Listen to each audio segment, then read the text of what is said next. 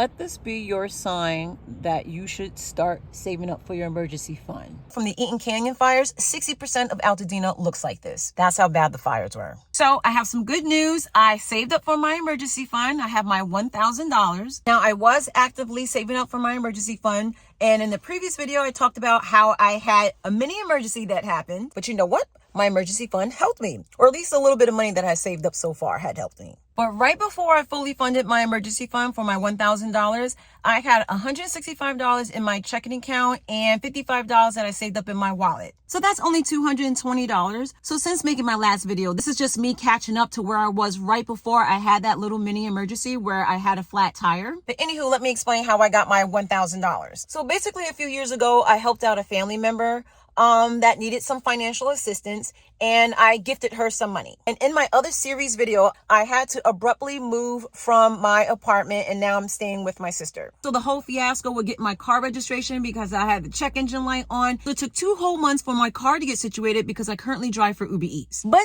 then the fires happened and we had to evacuate, and we were gone for about 2 weeks, and I missed a lot of work during that time. So as is, I already missed 2 months worth of work. And when the fire started, I basically lost another month of income. So that's 3 months of no money. I've basically been playing catch up because I had to pay people back, I had to pay off bills, and I had all these repairs that I needed to do on my car. And I still have more repairs that I need to do. Anyway, my twin sister had said to this family member that I gifted money to, we both gifted this person money a few years ago, and said, hey, Tanise is now in a financial situation and she needs some help. And they did. They helped me out and gifted me some money. So it's like an even Steven type of thing, which is good. So here's my wallet. I just went to the bank and I now have my $300 that I want to save in my wallet.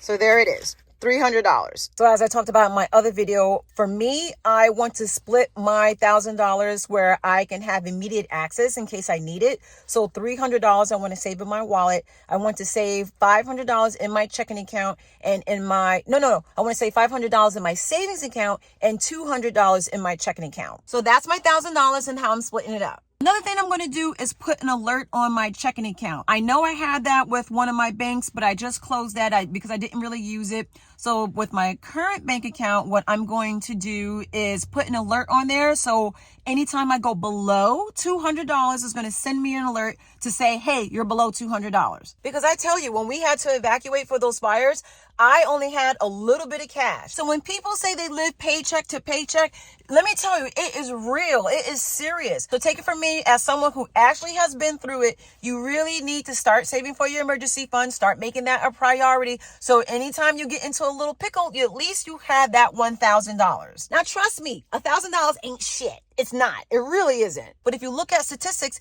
it said that most Americans can't cover a $500 or $1,000 emergency. And I'm a little embarrassed to say it, but that was me. So I've learned my lesson. You know what I mean? So I would say once you save up your $1,000 that you have immediate access to when you need it, your next step should be to save up 1 month of your monthly expenses. So my next step for me is that I actually have to save up to move to find my own place. So right now I'm working on a second source of income to potentially replace driving for Uber Eats, but not just get a second source of income, starting my own business and have multiple streams of incomes.